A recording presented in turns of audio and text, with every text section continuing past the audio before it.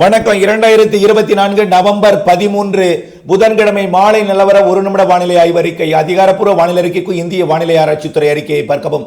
தமிழ்நாட்டின் கரையோரத்தில் நீடித்துக் கொண்டிருந்த காற்று சுழற்சி செயலிழந்த நிலையில மேலும் செயலிழந்து மன்னார் வளைகுடா மற்றும் குமரி கடற்பகுதியை நோக்கி நகர்ந்து கொண்டிருக்கிறது.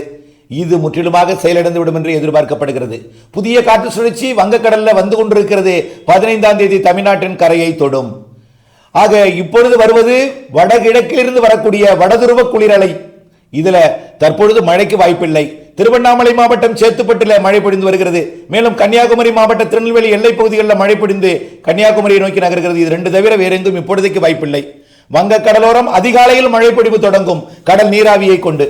அது பகலில வெயில் வந்ததும் வெப்பம் வந்ததும் உள்ளே மழை பொழிவை ஆங்காங்கே கொடுக்கும். நாளைய மறுநாள் 15, 16 தேதிகளில் நல்ல மழை பொழிவை ஒதுக்கி ஆங்காங்கே கொடுக்கும்.